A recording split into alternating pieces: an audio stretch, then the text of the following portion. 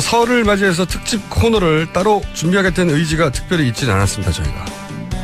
하지만 특집스러운 인터뷰가 준비되어 있습니다.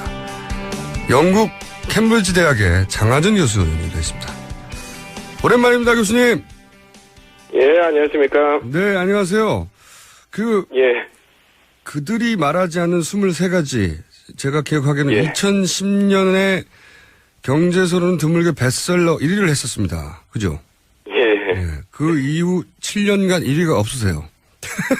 아니, 1등 하려고 책 쓰는 건 아닙니다. 네. 이제 베스트셀러 나올 때가 됐는데 소식이 없어서 저희가 먼저 연락을 드린 겁니다. 다음 예. 베스트셀러는 저희 뉴스 공장의 힘으로 만들어 드리겠습니다. 네. 감사합니다. 네. 그런데 교수님 이름을 필요로 하는 분들이 요즘 좀 있는 것 같아요. 반기문 전 총장도 교수님 영입한다는 계획이 있다는 언론 보도도 있고 하는데 혹시 연락 온 적 있나요? 아니요, 전혀 없습니다. 예. 연락이 없었어요?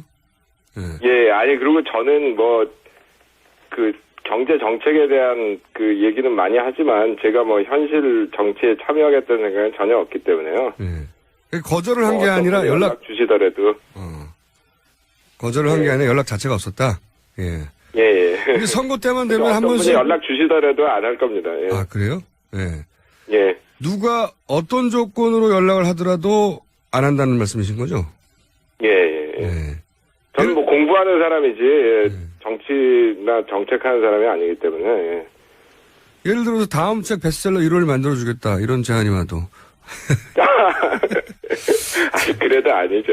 알겠습니다. 자, 사다리 걷어차기, 이게 큰 센세이션을 일으켰습니다. 이게 벌써 14년 전인데, 예, 제가 좀 무식하게 정리를 해보면, 당시 내용이 뭐냐면, 선진국들이 자기들끼리는 부자가 되려고 보호무역을 했는데, 후발주자들이 그러려고 하면, 계속 가난한 상태로 자기들 시장 역할이나 하면서 사다리를 걷어찬다.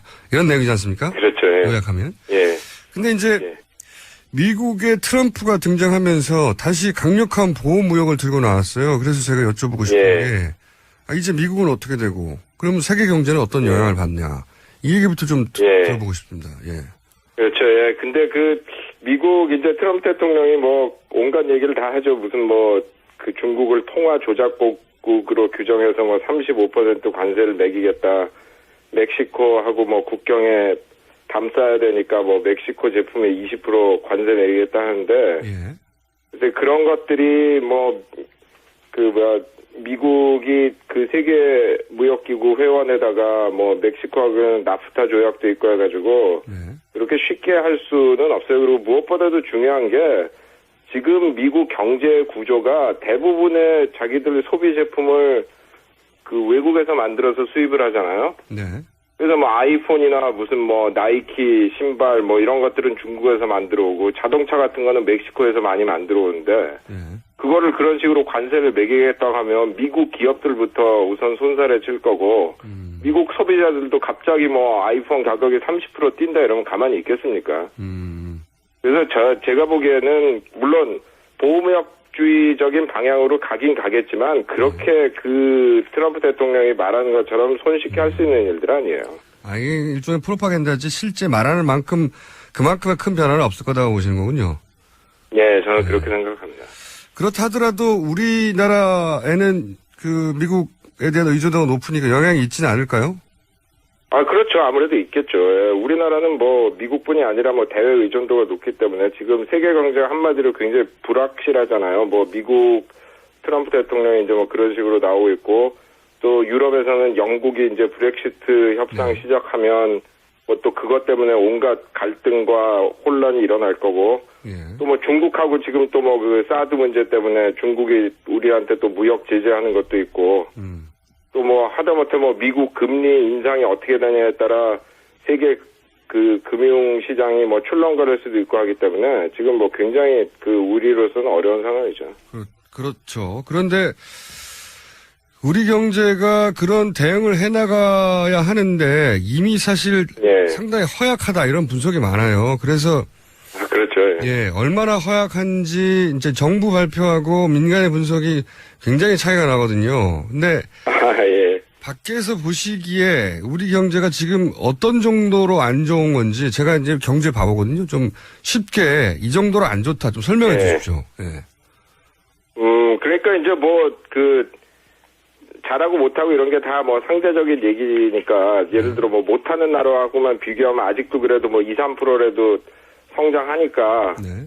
뭐 1%도 못한 나라들인데 거기보다 낫다 이렇게 얘기할 수 있지만 우리나라가 지금 뭐 이게 문제가 이게 저성장이 하루 이틀 된 얘기가 아니라 이미 1997년 외환위기 이후부터 특히 그 이명박 정부 이후부터 추구한 그 개방이라던가 자유화 정책들이 제 의견으로는 이게 잘못돼가지고 이미 경제가 저성장, 고불평등 이런 체제가 고착이 됐어요. 예.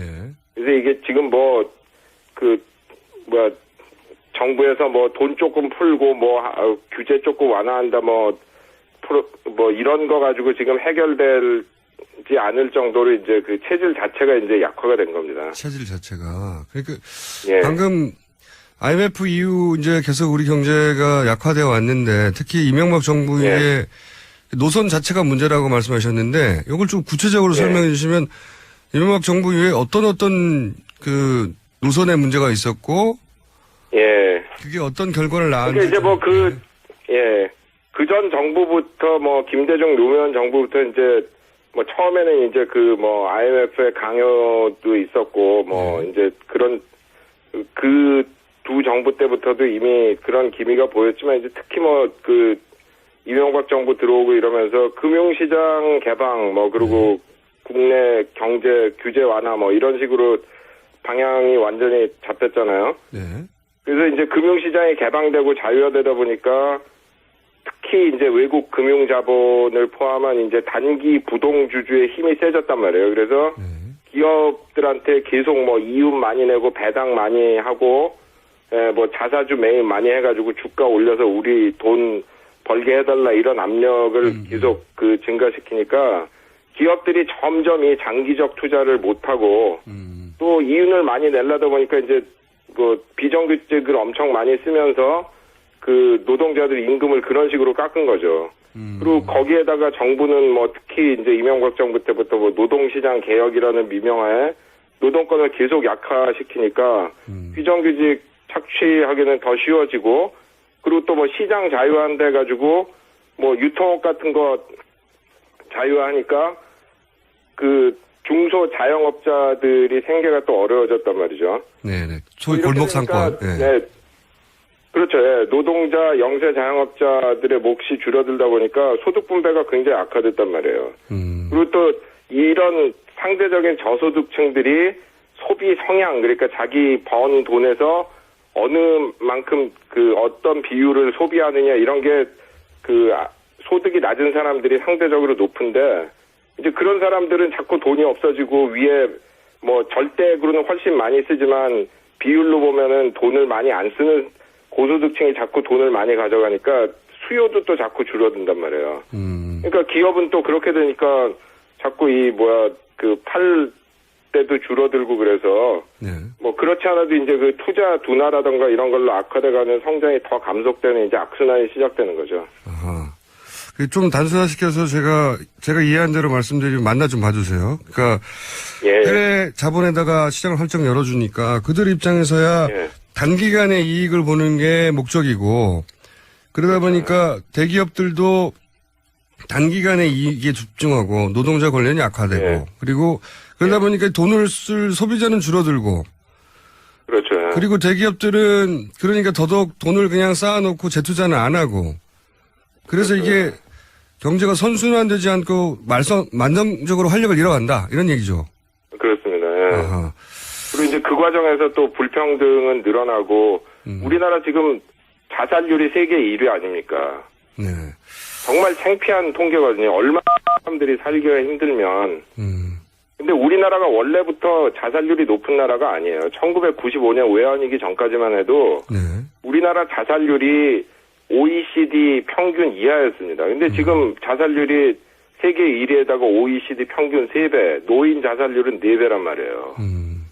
왜 이런 사회가 만들어졌는지 다시 한번 우리가 되돌아봐야 돼요. 구조적인 문제라고 말씀하시는 거고, 그게. 예. 그러면은, 예를 들어서 이명박 정부 때부터 줄기차게 이야기한 이게 전문 용어인데 트리클 다운, 낙수 효과. 그러니까 예. 대기업이 돈 벌어야 중소기업도 벌고 소비자도 번다. 이런 논리인데. 예. 그러니까 일단 대기업부터 잘 되게 밀어줘야 된다. 이게 기조였거든요. 예. 이게 말이 안 된다는 말씀이신 거죠? 그렇죠. 그러니까 이제 그거 트리클 다운이라는 게 되는 구조가 있고 안 되는 구조가 있는데 지금 우리 구조는 대기업들이 돈 벌면은 투자하고 노동자들 임금 올려주고 이래서 국내에서 돈을 돌리는 것보다는 배당 같은 거 많이 하고 뭐 자사주 매입하고 이래가지고 주주들한테 나눠준단 말이에요. 근데 그 주주들의 많은 수가 외국인이라 다 그 돈은 밖으로 빠져나가는 거고 뭐 하나도 안 떨어지진 않겠죠. 근데 그게 과연 충분하냐? 그렇지가 않거든요. 그래서 돈이 안 돌아가는 거고 경제는 점점 더 어려워지는 거죠. 그런데 이제 그걸 극복하려고 그걸 극복하려는 이유도 있는 것 같고 또 아무래도 이제 수치가 잘 나와야 되니까 정부 입장에서는 이게 부동산 가지고 계속 경기를 진작시키는 노력을 이명박 정부 이후 집중적으로 해왔거든요. 그리고 여전히 그걸 포기를 못하고 있는 것 같아요. 마이너스 성장이 나오면 안 되니까. 그거가 참 좀 마약 같은 거라 우선 단기적으로 제일 효과 좋은 게 부동산이거든요. 그래서 이제 그거를 해가지고 자꾸 경기 부양하는 방식을 쓰는데 절대 하면 안 됩니다. 뭐 그렇게 해가지고 잘 된 나라 없거든요. 하나도 없어요? 그렇죠. 어느 나라가 부동산 띄워가지고 장기적으로 경제 성장하고 그래서요. 그렇죠. 부동산 띄워. 이제 물론 이제 구조적으로 경제가 잘 돼 있는데 순간적으로 무슨 갑자기 국제 경제가 냉각된다던가 그런 식으로 해서 좀 안 좋을 때 그런 걸 쓸 수는 있지만 지금 우리나라의 문제는 그런 기본적인 체질이 잘 돼 있는데 밖에 조건이 안 좋아요. 순간적으로 안 좋은 게 아니라 체질 자체가 지금 잘못돼가지고 경제가 시들어가고 있는 건데 그런 상황에서 부동산 경기 부양해가지고 해결이 되는 게 아니죠. 알겠습니다. 그 말씀을 듣고 보니까 심각한 문제인데, 이 구조적인 문제인데, 근데 이제 좀 각도는 다르지만 연결되어 있는 문제 같아요. 최근에 이제 최순실 게이트가 터졌고, 여기서 이제 가장 경제적으로 중요하게 취급되는 사건이 삼성물산 제2모직 합병하는데 국민연금이 개입을 했다. 정치적 이유로. 그리고 그래서 결국은 국민연금이 삼성이 원하는 대로 이제 이재용 부회장의 지배력 강화라든가 승계 문제를 해결해 줬다. 이렇게 이것이 크게 문제가 되고 있는데 그냥 경제적 관점에서만 보시기에 정치적 이슈는 빼고 경제적 관점에 보시기에 이 건을 바라볼 때 중요한 포인트가 뭡니까, 교수님? 그러니까 지금 이게 논쟁 구도가 저는 잘못됐다고 보는데요. 이게 삼성이 지금 하는 짓이 잘못됐으니까 무조건 삼성 반대편 손을 들어주는 게 맞는 거다 이런 식으로들 생각하시는데 삼성 반대편이라는 게 지금 누구예요? 국제금융자본이란 말이에요. 그래서 만약에 이 경우에 제1모직 삼성물산 합병이 좌절돼가지고 삼성에 대한 외국 금융자본의 영향이 더 세졌다면 저는 그건 우리 국민 경제를 위해서 좋지 않았을 거라고 봐요. 근데 문제가 뭐냐면 지금 이게 삼성을 비롯한 우리나라 재벌 기업들이 지금 싸우는 거는 이게 이씨 거냐 정씨 거냐 아니면은 주주 거냐 이건데 저는 그 기업들이 이씨 것도 아니고 정씨 것도 아니고 외국 주주 것들도 아니고 국민들 거라고 보거든요. 어떤 관점에서? 우리나라 국민들이 옛날에 세금 내가지고 기업 보조금 주고 또 수입 규제해가지고 나쁜 물건 사서 쓰고 또 노동자들 지금도 하지만 큰 희생해가지고 그렇게 해서 만든 이런 기업들인데 그거를 지금 이씨 거냐 주주 거냐 그게 아니거든요. 이게 국민 겁니다. 그래서 저는 국민연금이 이런 일에 개입을 하는 거는 맞다고 봐요. 근데 개입을 하려면 예를 들어 이번 사건 같으면 이 씨의 편을 들어주는 대신에 삼성이 국민 경제에 더 많이 공헌할 수 있도록 조건을 걸었어야 합니다. 그래서 새 산업에 투자를 해가지고 새로운 성장 동력을 만들어내라. 삼성의 경우에는 노조 인정해라. 산재 노동자 보상해라. 이런 식으로 해가지고 삼성을 어떻게 국민 경제에 그 도움이 되게 할까 하는 거를 그런 방향으로 국민연금이 조건을 내걸 수가 있었단 말이에요. 그 국민연금이라는 게 뭐예요? 국민들이 그 나중에 은퇴하면 쓰려고 모아둔 돈이잖아요. 네네. 그걸 통해서 개입하기가 얼마나 좋습니까? 좋은 방향으로 삼성을 바꿔서 국민 경제를 바로 잡을 수 있는 절호의 기회였는데 이거를 그냥 최순실 씨 딸 말 사주고 이런 거 해주고 그냥 끝나버렸잖아요. 말 사주고. 아니 이건 정말로 네. 정말 절호의 기회를 놓친 겁니다. 그러니까 다른 거 다 떠나서 경제의 관점에서만 보기에도 너무 아까우신 거군요, 이게. 결국 말 사주고. 그렇죠. 예. 그 교수님 관점은 국민들이 국민연금을 통해 가지고 훨씬 더 많이 얻어낼 수 있었거든요. 우리가 이번에 너희 편 들어줄 테니까 이런 거 해가지고 노동자 처우 개선하고 국민경제 더 공헌하고 기업 지배구조 투명성 더 높이고 뭐 이런 식으로 조건을 다 내걸 수가 있었는데 그냥 아무 조건 없이 그냥 그래 그때 해준다. 알고 보니까 그 조건이라는 게 최 여사 딸 말 사줘라 뭐 이런 거 아니에요. 그렇죠. 엄청나게 천박한 건데. 무너질 일이죠. 이 교수님 관점이 신선한 것이 이제 물론 동의하지 않는 분들도 있겠지만 이런 사안 많으시죠. 네. 네, 이 사안을 이제 진보 진영식으로는 아무래도 선악 기준으로 보게 되는데 그렇게 보지도 않으시고 네. 또 보수 진영에서는 오로지 이익의 관점에서만 보는데 그렇게 보지도 않으시고 그래서 이제 진보 보수 진영 양쪽에서 선거 때 되면 이제 우리 편인지하고 자꾸 부르는 거죠 교수님을. 그런데 그렇죠. 예. 그래서 많이들 오해를 합니다. 예. 네. 그래서 이제 재벌 해체 이런 구호에도 이제 바로 동의하지 않으시는 건데, 근데 이런 문제는 여전히 있습니다. 뭐냐면, 말씀하셨듯이 그런 재벌들이 커가는데 국민들의 희생이나 노력이 있는데 그걸 재벌들은 자기들 걸로 사유화해버렸잖아요, 완전히. 그렇죠. 예. 네, 국가적 혜택을 입었는데 그 혜택의 결과를 사유화해버렸단 말이죠. 이 정격 유착의 고리는 그러면 교수님 해법으로는 어떻게 해결해야 되는 겁니까, 이게? 예, 그러니까 이제 제가 보기에 우리가 발을 잘못 내디딘 게 재벌 개혁을 분명히 해야 됩니다. 근데 그 개혁이라는 게 국민과 노동자를 위한 개혁이 돼야지 주주를 위한 개혁이 되면 안 되거든요. 근데 현재 우리나라의 대부분의 분들이 생각하는 재벌 개혁이라는 거는 왜 이 시내 5%밖에 안 갖고 있는데 막 복잡한 소유구조 만들어가지고 네네. 마치 자기들이 50% 갖고 있는 것처럼 통제해 이거 못하게 해야 될 거 아니야. 네. 그러면 그렇게 해가지고 그거를 바꾸면은 결국 뭐예요? 힘을 얻는 사람들은 대한민국 국민과 노동자들이 아니라 외국의 금융 자본입니다. 그래서 저는 그게 잘못됐다는 거고 그 정경유착 문제를 해결하는 거는 그런 걸 이제 잘 해결한 예를 들어 스웨덴이나 핀란드 이런 나라들 보면 결국 필요한 거는 민주주의를 강화하고 투명성을 강화하는 수밖에 없어요. 예를 들어 스웨덴, 핀란드 이런 나라들은 거기 국세청 사이트에 들어가면 누가 1년에 돈을 얼마 벌어서 소득세를 얼마 냈나 물론 이제 자세한 내용은 안 가르쳐주지만 그런 걸 다 볼 수 있다 그래요. 네. 그러니까 조세가 투명하고 그다음에 정부 정책이 투명해야 됩니다. 그러니까 산업 정책이 도리어 옛날처럼 이렇게 무슨 계획도 있고 아주 명확히 있고 이걸 또 국회나 국민들이 잘 감시할 수 있으면 사실 특혜를 준다는 게 힘들죠. 근데 그런 것도 없고 하니까 대통령이 재벌 총수 만난 다음에 그 면세 좀 한 2억 개 더 열어주지 하면은 그게 확 바뀐단 말이에요. 네, 말도 사주고. 그러니까 정책이 투명해야 되고 그를 또 뒷받침하기 위해서는 대통령 권한이 약화돼야 되고 국회와 국민의 힘이 강화돼야 되죠. 굉장히 원론적인 말씀이신데 사실은 그거밖에 방법이 없다는 거죠. 다른 나라 예를 봐도. 그럼요. 뾰족할 수가 없어요. 왜냐하면은 정경 유착을 없애자고 예를 들어 그러면 우리나라 예를 들어 200~300명 이상 고용하는 기업을 다 200~300명 고용하는 기업을 이하로 고용하는 기업으로 쪼개자. 그거는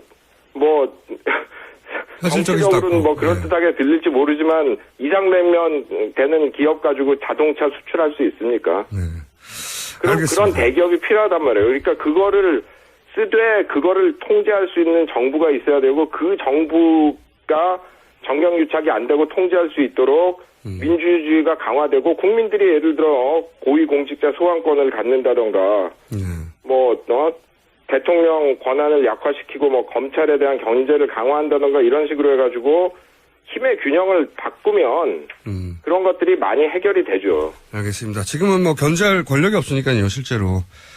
예. 그 힘을 오로지 아주 소수의 권력자가 가지고 있으니까 이제 거래를 하는 거죠, 지금은. 예.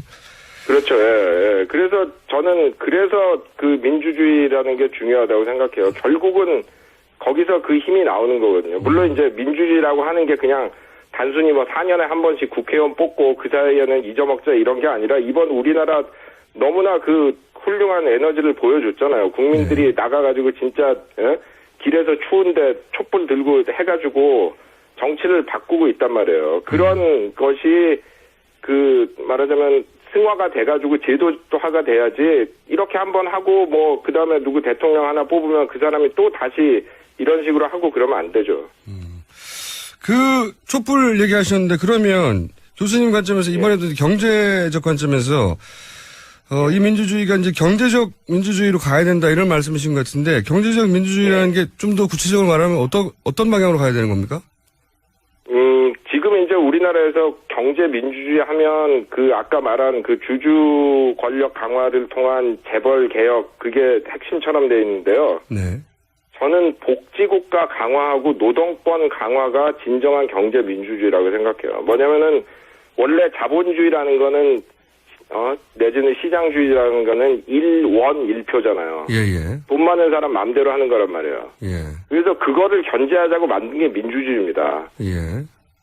시민이면 아무리 돈이 없고 힘이 없어도 한 표 똑같이 재벌 총수하고 같은 한 표가 있는 게 민주주의란 말이에요. 예.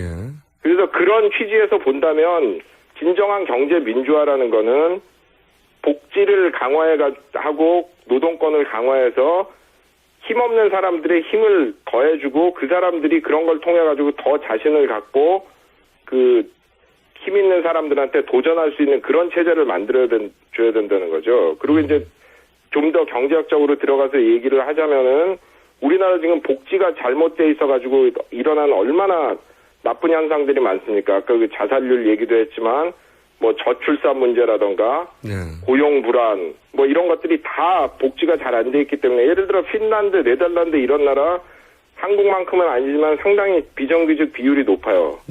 근데 그 나라에서 비정규직 때문에 사회 문제가 되지가 않거든요. 왜냐하면 복지국가가 잘 돼 있기 때문에 비정규직자들도 기본적으로 인간적인 생활을 할 수 있단 말이에요. 그리고 노동권이 제대로 돼 있기 때문에 임금 물론 정규직보다 잘 못 받고 대우를 많이 못 받지만 최소한의 대우는 받거든요. 그래서 그런 것들이 잘 돼야 진정으로 경제가 민주화되는 거지. 그냥 단순히 지금 재벌들 힘 약화시키는 게 경제 민주화가 아닙니다. 맞물려 있는 것 같긴 합니다. 왜냐하면 재벌 힘이 워낙 강력해가지고 그런 방향으로 가는 걸 막고 있기도 하니까요. 예. 그렇죠. 예. 바로 그래서 그거를 자꾸 방해를 하는 거거든요. 그래서 계속 얘기하는 게 4대 노동 개혁 이런 식으로 해가지고 그게 일부는 좋은 것들도 있지만 대부분이 노동자들 힘 약화시켜가지고 그냥 힘센 사람들이 하라는 대로 하라 그런 그렇죠. 개혁이거든요. 예. 개혁이 아니고 개악이라고 그러죠. 그래서 그렇죠. 예. 그래서 이제 진정으로 이게 경제 민주화가 되려면은 복지국가가 강화되고 노동권이 강화되고 궁극적으로는 삼성이 이런 큰 회사 이사회에 노동자들이 선임한 이사도 한두 명이면은 또 따돌리면 그만이니까 대여섯 명 앉아 있고 그러는 게 진정한 경제 민주화입니다. 정치에 관심이 없으시다고 한 것 같은데 정치에 관심이 많으신 것 정치를 하셔야 될 것 같아요. 듣다 보니까. 아니에요. 학자로서 정치에 관심이 있는 거지. 제가 하는 그건 아닙니다. 예를 들어 영화 평론가가 감독된다고 영화 꼭 잘 만들겠어요? 그런 거 아니거든요. 그런 사람들도 있어요, 근데. 물론 있겠죠. 그러니까 저는 예를 들어 학자가 절대로 정치에 하면 안 된다 이런 건 아닌데 제 개인의 능력을 판단할 때 저는 안 하는 게 좋다고 생각합니다. 그래요. 그러면 직접은 안 하셔도 이렇게 옆에서 도와줄 만한 후보는 눈에 안 띕니까? 마지막 질문인데. 하도 선거 대선 시즌에 다가가서 제가 갑자기 네, 아니 뭐 개인적으로 도와준다는 것보다도 제가 뭐 여기저기 뭐 글도 많이 쓰고 뭐 강연도 하고 방송 출연도 하면서 하고 싶은 얘기는 많이 했으니까요. 뭐 그거를 갖다가 쓰시는 거는 뭐 그 각 후보들의 뭐 맡겨야죠. 그러면 오늘은 여기까지 할 텐데 교수님.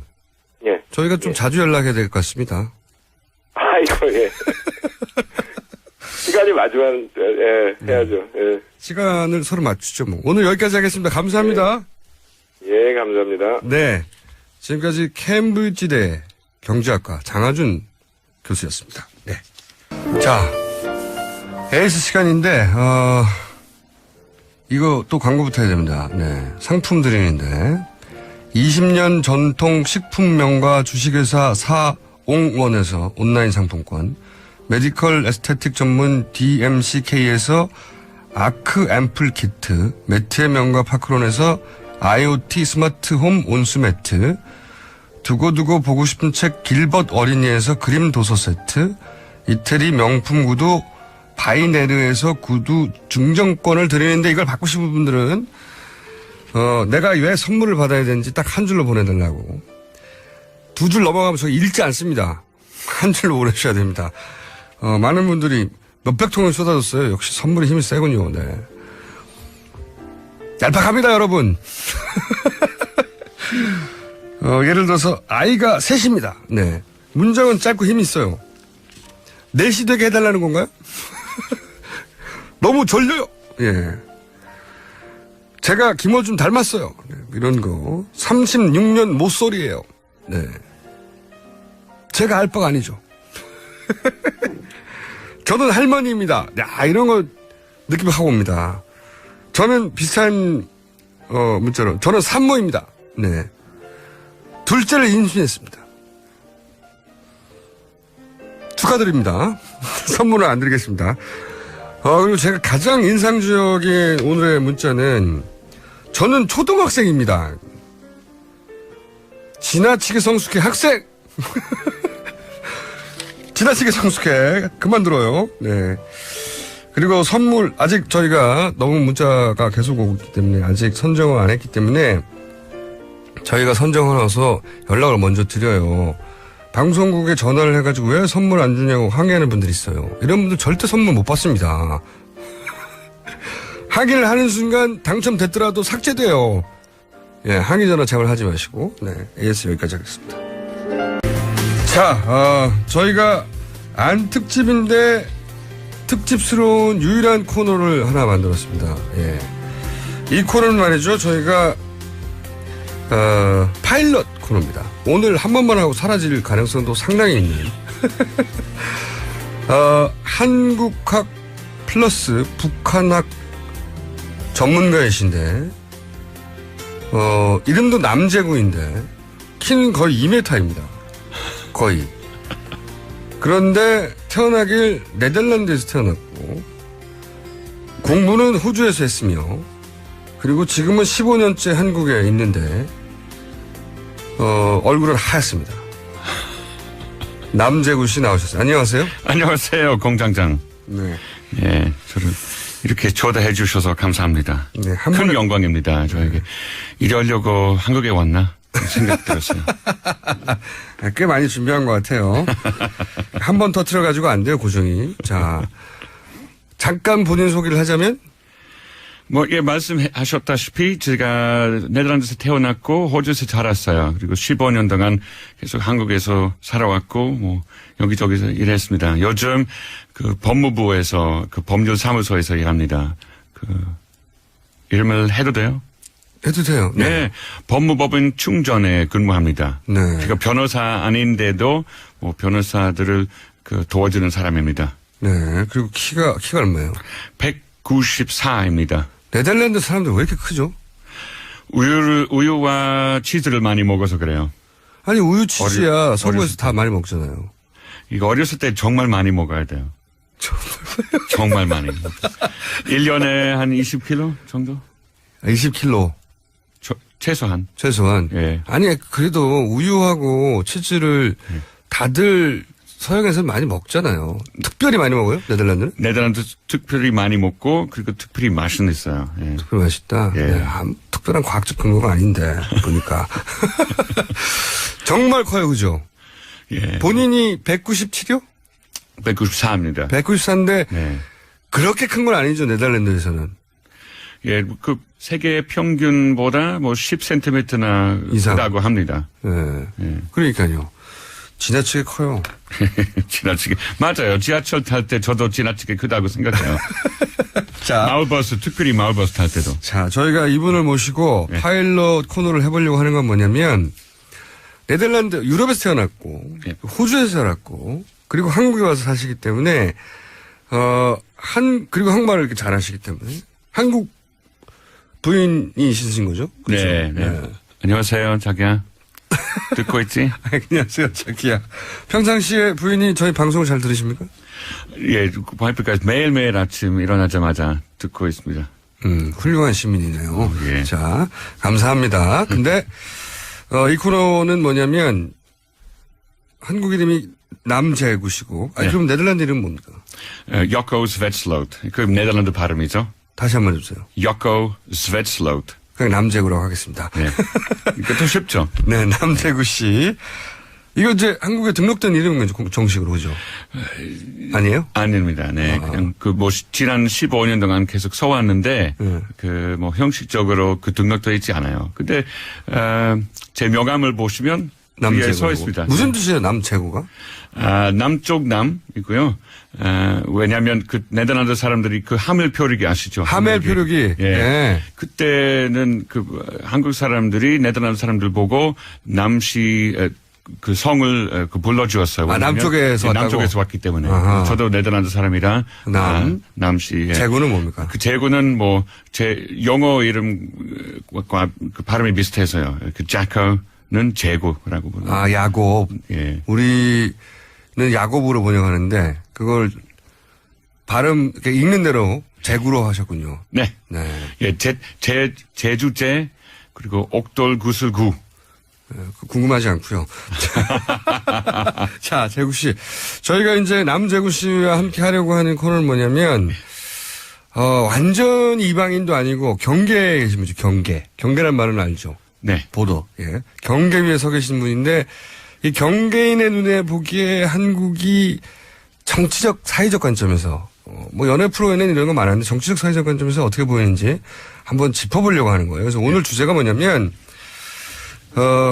한국 정당이 분당도 하고 최근에 이름도 바꾸고 이런 일이 되게 많습니다. 네. 그런데 이게 과연 세계적으로는 어떤가 혹은 네덜란드 태어나서 호주에서 교육받고 그렇게 서구인의 눈에는 한국 정당의 분당, 개명 이게 어떻게 보이나 이걸 제가 한번 짚어보려고 하는 건데.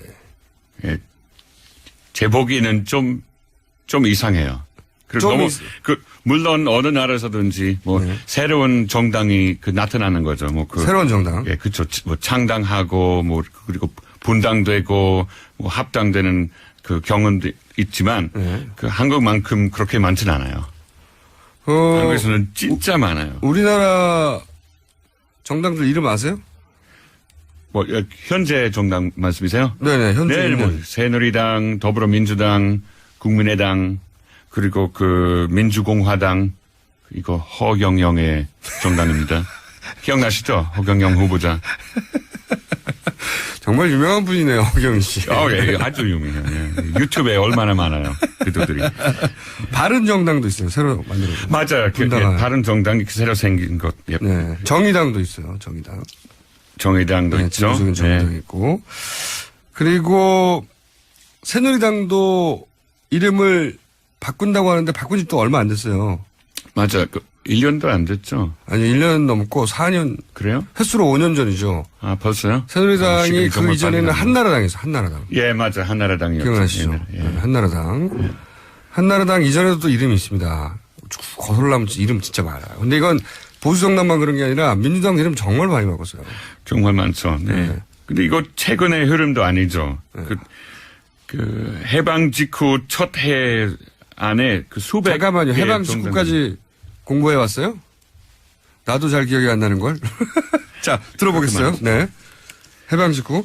예, 그 첫 해에 수백 개의 정당들이 그 정당됐어요. 네. 근데 그 뒤에 3년 동안 많이 뭐 합당되거나 뭐 사라졌어요. 네. 예. 그래서 이건 그 대한민국의 정치 역사에 오래된 흐름이죠. 오래된 흐름. 네. 끝까지 알겠고. 그리고 최근에도 계속 그러고 있어요. 맞죠.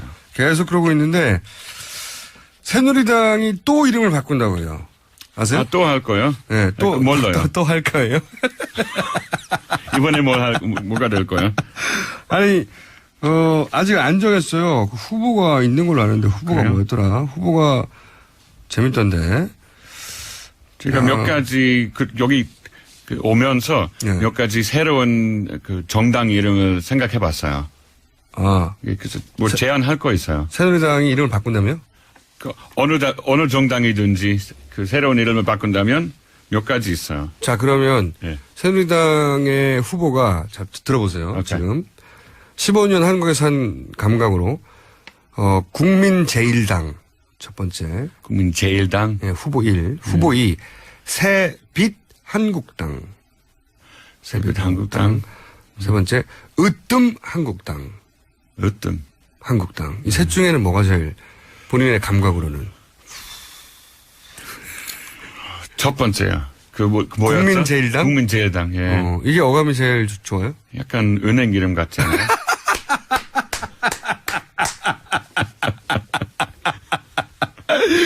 은행 이름 같은 게 아니고 은행 이름 두 개를 합친 거하고 똑같죠. 맞아요. 그렇지. 아까 말씀하신 그 으뜸당, 으뜸 한국당. 으뜸 한국당. 그건 어떻게 영어로 그 표현할지. 으뜸이라는 게 궁금합니다. 제일이라는 뜻이죠. 제일. 아, 그쵸. 그 똑같죠. 네. 네. 뭐, First Korea Party? 별로예요? 예. 제가 더 좋은 거 있는 것 같아요. 국민제일당을 영어로 하면 뭡니까? People First Party. 그건 나쁘지 않잖아요. 네, 나쁘진 않아요. 새빛 한국당. 새로운 빛. New Light? 뉴라이트. 그 New Right 똑같죠. 예. 그거하고 다르죠. 그거는 라이트, 오른쪽이고 네. 여기는 라이트니까 빛. New Right하고 New Light가 합치면 예. 그 샛빛 한국당. 그걸 영어로 했을 때 뉴 라이트 네. 한국당, 코리아당 이러면은 외국인들이 듣기 어감이 어때요? 뭐 약간 뭐 그 교회 이름 같지 않은가 교회 이름 싶어서. 같지 않은가. 무슨 종교 이름인가. 종교 이름 같다. 이건 철저히 영어로 번역을 했을 때의 뉘앙스를 말하는 겁니다. 네. 퍼스트 코리아당도 이상하다. 그건 느낌이 어때요? 이게 First Korea 당은 좀 이상하죠. 왜냐하면 뭐 그 첫 번째 나오는 한국인처럼 제일 베스트에 가깝죠. 네. 퍼스트보다. 그럼 Best Korea Party는 네. 그 더 적합한 예. 이상해요? 아니 더 좋을 것 같아요. 그게 Best 좀 Korea. 낫다, Best Korea면. First Korea보다. 네. 베스트 코리아는 어떤 느낌입니까? 뭐 코리아라는 나라가 네. 그 두 개 있잖아요. 네. 남북이. 예. 맞아요. 남북이.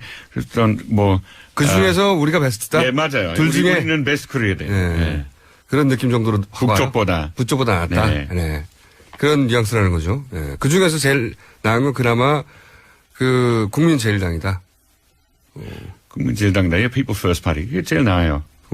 그런데 은행 이름 같다. 예, 약간 그래요. 예. 자, 새누리당 참고해 주세요. 외국에는 국민제일당이 제일 번역했을 땐 나은 은행 이름 같다는 느낌이 있답니다. 매우 정확하네요. 네. 그런데 본인이 그 후보로 만들어 온 게 있다고요? 아예? 본인이 만들어 온 이름이 있다고요? 예. 몇 가지 있어요. 예. 네. 조원당, 좋은 당, 좋다당, 좋다당. 좋치당. 좋치다당 뭐예요? 좋지. 아, 좋지. 좋지. 따라해봐요. 좋지. 좋지. 네. 예. 짱당. 멋진당. 아재당. 한사모당. 한국 사랑하는 모임당. 한사모당 어때요? 한사모당. 네. 조사모당. 조국을 사랑하는 모임. 조사모당. 가나다당. 카나다당은 뭐예요? 가나다. 가나다당. 네, 뭐, 다른 생각 없으면, 네. 가나다당. 별거 없으면 가나다당으로 해라. 배달의 당 어때요? 배달의 당. 예. 그건 중국집 같잖아요? 옛날 한국 이름이잖아요. 네. 배달의 당. 배달의 민족이긴 한데, 어쨌든 배달의 당. 맨 처음이 뭐였죠? 좋은 당. 좋은 당. 예. 의외로. 지금 바른 당이 있잖아요. 그러니까 의외로 그런 형용사가 들어가는 것도 나쁘지 않을 것 같은데, 그죠? 좋은 당. 분명히 5년 안에 생길 겁니다. 생길 거다. 그리고 어차피 뭐 또 바꿀 건데요, 뭐. 그렇죠. 한 번쯤 바꿔야겠어요. 그래서 좋은 당이 있지 않을까 싶어요. 좋은 당. 그러니까 좋은 당의 어감은 외국인들이 보기엔 어때요? 외국인 귀에는 좀 이상하게 들리겠죠. 뭐, good party. 이상해요? 예. 이게 그 외국 정당하고 비교했을 때 이제 이름만 가지고 오늘 얘기했는데 오늘 시간이 짧아서 여기까지 할 것 같은데 벌써 시간이 그렇게 금방 지나가요. 정말, 예. 네, 생각보다 빨리 지나가죠. 네. 많이 준비했을 텐데 다 소용없고요. 커피 마시면 얘기하죠. 외국 정당과 비교했을 때 한국 정당을 보면서 이름만 가지고 얘기했는데 이 정당에 하고 싶은 말 없어요? 우리나라 정당에? 딱히 뭐 그냥 그 이름보다 뭐 정치 강령이나 뭐 그 원칙 좀 중요시했으면 좋겠어요. 이름보다는 예. 네. 그 내용이 안 느껴진다는 거죠. 지금. 그렇죠. 자, 끝나기 전에 제가 시간을 잘 못 맞추거든요. 그래가지고 끝나기 아직 시간이 조금 남았는데 광고를 먼저 해줘야 돼요. 거기 혹시 적은 거 있어요? 같이? 광고요? 네. 없죠? 예, 여기 없습니다. 네. 자, 그러면 제가 하나를 읽을 테니까, 예. 재구 씨가 나머지 하나를 읽어야 되는데, 예. 자, 먼저 제가 동급에 없는 도심연비 19.5의 압도적 기술 어코드 하이브리드. 내게 필요한 서민금융을 한자리에서 1397 서민금융통합지원센터. 여기까지 했어요. 자, 그 다음 읽어보세요. 깨끗해서 고맙습니다. 우리나라 화신 안반수 제주 삼단수 제주 삼다수 화산 안반수. 예, 화산 안반수 네. 제주 삼다수 이번 설에도 온 가족과 함께라면 역시 우리 한우자조금 이거 에서 함께 해주셨습니다. 코너는 없으더라도 이거 읽는 거로 써야 될 것 같아요. 훨씬 저보다 잘하시는 것 같아요. 언제든지 꺼내나겠습니다. 자, 벌써 끝나왔네? 네, 별거 안 했는데 이렇게 끝났어요. 저희가 모니터링을 좀 해보고 본인 의사와 상관없이 이 코너를 계속 할지 말지 결정하고요. 알겠습니다. 알려드리겠습니다. 감사합니다. 자, 선물 당첨자 연락하지 마세요. 저희가 연락드립니다.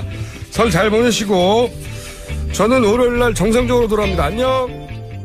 신발 뭐 이런 것들은 중국에서 만들어 오고 자동차 같은 거는 멕시코에서 많이 만들어 오는데 그거를 그런 식으로 관세를 매기겠다고 하면 미국 기업들부터 우선 손살에 칠 거고 미국 소비자들도 갑자기 뭐 아이폰 가격이 30% 뛴다 이러면 가만히 있겠습니까? 그래서 제가 보기에는 물론 보호무역주의적인 방향으로 가긴 가겠지만 그렇게 그 트럼프 대통령이 말하는 것처럼 손쉽게 할 수 있는 일들 아니에요.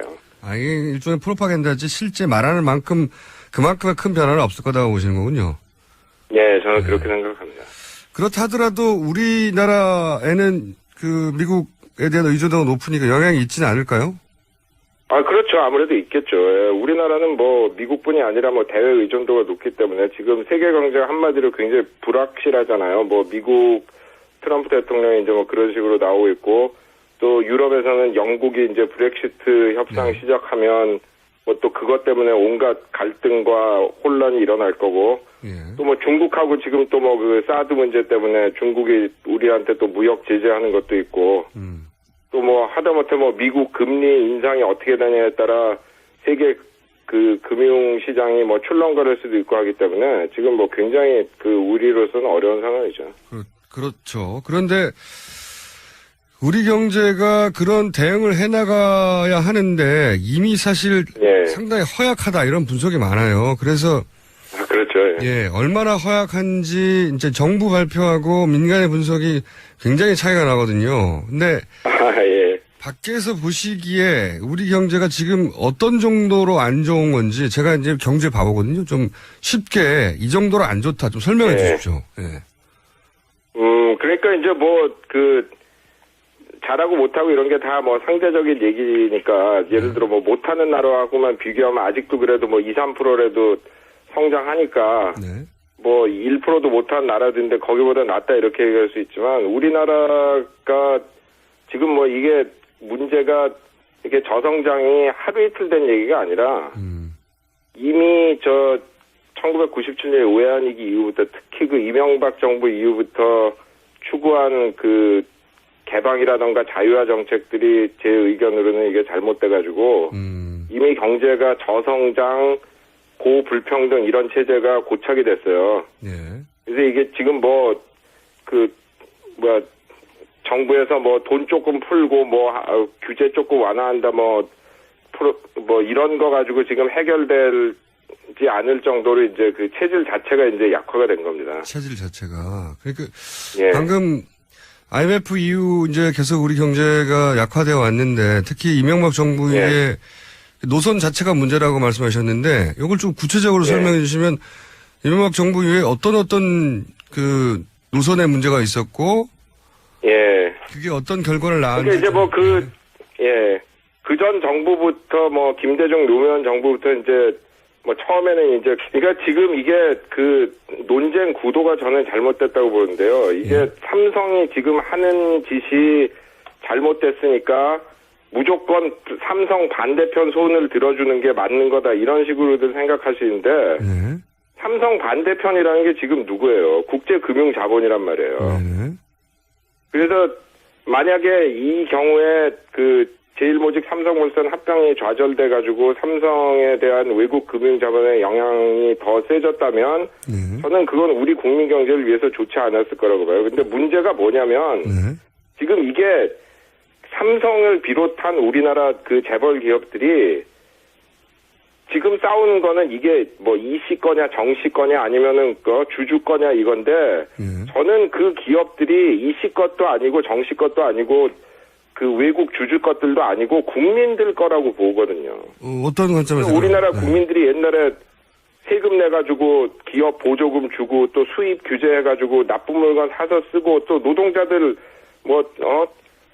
지금도 하지만 큰 희생해가지고 그렇게 해서 만든 이런 기업들인데 그거를 지금 이씨 거냐 주주 거냐 그게 아니거든요. 이게 국민 겁니다. 그래서 저는 국민연금이 이런 일에 개입을 하는 거는 맞다고 봐요. 근데 개입을 하려면 예를 들어 이번 사건 같으면 이씨네 편을 들어주는 대신에 삼성이 국민 경제에 더 많이 공헌할 수 있도록 조건을 걸었어야 합니다. 그래서 새 산업에 투자를 해가지고 새로운 성장 동력을 만들어내라. 삼성의 경우에는 노조 인정해라. 산재 노동자 보상해라. 이런 식으로 해가지고 삼성을 어떻게 국민 경제에 도움이 되게 할까 하는 거를 그런 방향으로 국민연금이 조건을 내걸 수가 있었단 말이에요. 그 국민연금이라는 게 뭐예요? 국민들이 나중에 은퇴하면 쓰려고 모아둔 돈이잖아요. 네네. 그걸 통해서 개입하기가 얼마나 좋습니까? 좋은 방향으로 삼성을 바꿔서 국민 경제를 바로 잡을 수 있는 절호의 기회였는데 이거를 그냥 최순실 씨 딸 말 사주고 이런 거 해주고 그냥 끝나버렸잖아요. 말 사주고. 아니 이건 정말로 정말 절호의 기회를 놓친 겁니다. 그러니까 다른 거 다 떠나서 경제의 관점에서만 보기에도 너무 아까우신 거군요, 이게. 결국 말 사주고 그렇죠.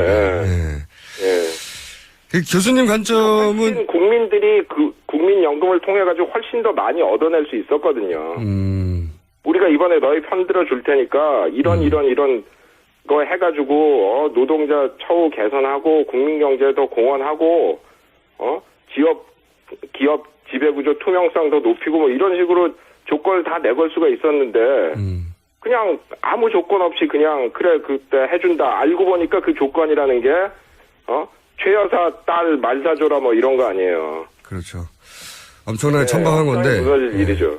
이 교수님 IMF의 강요도 있었고 이제 그런 두 정부 때부터도 이미 그런 기미가 보였지만 이제 특히 이명박 정부 들어오고 이러면서 금융시장 개방 그리고 국내 경제 규제 완화 이런 식으로 방향이 완전히 잡혔잖아요. 네. 그래서 이제 금융시장이 개방되고 자유화되다 보니까 특히 이제 외국 금융자본을 포함한 이제 단기 부동주주의 힘이 세졌단 말이에요. 그래서 기업들한테 계속 이윤 많이 내고 배당 많이 하고 자사주 매입 많이 해가지고 주가 올려서 우리 돈 벌게 해달라 이런 압력을 계속 증가시키니까 기업들이 점점 이 장기적 투자를 못하고 또 이윤을 많이 내려다 보니까 이제 비정규직을 엄청 많이 쓰면서 노동자들 임금을 그런 식으로 깎은 거죠. 그리고 거기에다가 정부는 특히 이제 이명박 정부 때부터 노동시장 개혁이라는 미명하에 노동권을 계속 약화시키니까 비정규직 착취하기는 더 쉬워지고 그리고 또 시장 자유화한다 해가지고 유통업 같은 거 자유화하니까 중소 자영업자들이 생계가 또 어려워졌단 말이죠. 네네. 소위 골목상권. 네. 그렇죠. 예. 노동자, 영세 자영업자들의 몫이 줄어들다 보니까 소득 분배가 굉장히 악화됐단 말이에요. 그리고 또 이런 상대적인 저소득층들이 소비 성향, 그러니까 자기 번 돈에서 어느 만큼 어떤 비율을 소비하느냐 이런 게 소득이 낮은 사람들이 상대적으로 높은데 이제 그런 사람들은 자꾸 돈이 없어지고 위에 절대액으로는 훨씬 많이 쓰지만 비율로 보면은 돈을 많이 안 쓰는 고소득층이 자꾸 돈을 많이 가져가니까 수요도 또 자꾸 줄어든단 말이에요. 그러니까 기업은 또 그렇게 되니까 자꾸 팔 때도 줄어들고 그래서 네. 그렇지 않아도 이제 투자 둔화라든가 이런 걸로 악화돼가는 성장이 더 감속되는 이제 악순환이 시작되는 거죠. 아하. 좀 단순화시켜서 제가 이해한 대로 말씀드리면 만나 좀 봐주세요. 그러니까 해외 자본에다가 시장을 활짝 열어주니까 그들 입장에서야 단기간의 이익을 보는 게 목적이고 그러다 보니까 대기업들도 단기간의 이익에 집중하고 노동자 권리는 약화되고 그리고 그러다 보니까 돈을 쓸 소비자는 줄어들고 그렇죠. 그리고 대기업들은 그러니까 더더욱 돈을 그냥 쌓아놓고 재투자는 안 하고 그래서 이게 경제가 선순환되지 않고 만성적으로 활력을 잃어간다 이런 얘기죠. 그렇습니다. 예. 아하. 그리고 이제 그 과정에서 또 불평등은 늘어나고 우리나라 지금 자살률이 세계 1위 아닙니까? 네. 정말 창피한 통계거든요. 얼마나 사람들이 살기가 힘들면. 근데 우리나라가 원래부터 자살률이 높은 나라가 아니에요. 1995년 외환위기 전까지만 해도 우리나라 자살률이 OECD 평균 이하였습니다. 근데 지금 자살률이 세계 1위에다가 OECD 평균 3배, 노인 자살률은 4배란 말이에요. 왜 이런 사회가 만들어졌는지 다시 한번 우리가 되돌아봐야 돼요. 구조적인 문제라고 말씀하시는 거고 그게. 예. 그러면은 예를 들어서 이명박 정부 때부터 줄기차게 이야기한 이게 전문 용어인데 트리클 다운 낙수 효과. 그러니까 대기업이 돈 벌어야 중소기업도 벌고 소비자도 번다. 이런 논리인데 그러니까 일단 대기업부터 잘 되게 밀어줘야 된다. 이게 기조였거든요. 이게 말이 안 된다는 말씀이신 거죠? 그렇죠. 그러니까 이제 트리클 다운이라는 게 되는 구조가 있고 안 되는 구조가 있는데 지금 우리 구조는 대기업들이 돈 벌면은 투자하고 노동자들 임금 올려주고 이래서 국내에서 돈을 돌리는 것보다는 배당 같은 거 많이 하고 자사주 매입하고 이래가지고 주주들한테 나눠준단 말이에요. 근데 그 주주들의 많은 수가 외국인이라 다 그 돈은 밖으로 빠져나가는 거고 하나도 안 떨어지진 않겠죠. 근데 그게 과연 충분하냐? 그렇지가 않거든요. 그래서 돈이 안 돌아가는 거고 경제는 점점 더 어려워지는 거죠. 그런데 이제 그걸 극복하려고 그걸 극복하려는 이유도 있는 것 같고 또 아무래도 이제 수치가 잘 나와야 되니까 정부 입장에서는 이게 부동산 가지고 계속 경기를 진작시키는 노력을 이명박 정부 이후 집중적으로 해왔거든요. 그리고 여전히 그걸 포기를 못하고 있는 것 같아요. 마이너스 성장이 나면 안 되니까. 그거가 참 좀 마약 같은 거라 우선 단기적으로 제일 효과 좋은 게 부동산이거든요. 그래서 이제 그거를 해가지고 자꾸 경기 부양하는 방식을 쓰는데 절대 하면 안 됩니다. 그렇게 해가지고 잘 된 나라 없거든요. 하나도 없어요? 그렇죠. 어느 나라가 부동산 띄워가지고 장기적으로 경제 성장하고 그래서. 그렇죠. 부동산 띄워. 이제 물론 이제 구조적으로 경제가 잘 돼 있는데 순간적으로 무슨 갑자기 국제 경제가 냉각된다던가 그런 식으로 해서 좀 안 좋을 때 그런 걸 쓸 수는 있지만 지금 우리나라의 문제는 그런 기본적인 체질이 잘 돼 있는데 밖에 조건이 안 좋아요. 순간적으로 안 좋은 게 아니라 체질 자체가 지금 잘못돼가지고 경제가 시들어가고 있는 건데 그런 상황에서 부동산 경기 부양해가지고 해결이 되는 게 아니죠. 알겠습니다. 그 말씀을 듣고 보니까 심각한 문제인데, 이 구조적인 문제인데, 근데 이제 좀 각도는 다르지만 연결되어 있는 문제 같아요. 최근에 이제 최순실 게이트가 터졌고, 여기서 이제 가장 경제적으로 중요하게 취급되는 사건이 삼성물산 제2모직 합병하는데 국민연금이 개입을 했다. 정치적 이유로. 그리고 그래서 결국은 국민연금이 삼성이 원하는 대로 이제 이재용 부회장의 지배를 강화라든가 승계 문제를 해결해 줬다. 이렇게 이것이 크게 문제가 되고 있는데 경제적 관점에서만 보시기에 정치적 이슈는 빼고 경제적 관점에 보시기에 이 건을 바라볼 때 중요한 포인트가 뭡니까, 교수님? 설을 맞이해서 특집 코너를 따로 준비하겠다는 의지가 특별히 있지는 않았습니다, 저희가. 하지만 특집스러운 인터뷰가 준비되어 있습니다. 영국 캠브리지 대학의 장하준 교수 연결되어 있습니다. 오랜만입니다, 교수님. 안녕하십니까. 네, 안녕하세요. 그들이 말하지 않는 23가지, 제가 기억하기에는 2010년에 경제소는 드물게 베스트셀러 1위를 했었습니다. 그죠? 그 이후 7년간 1위가 없으세요.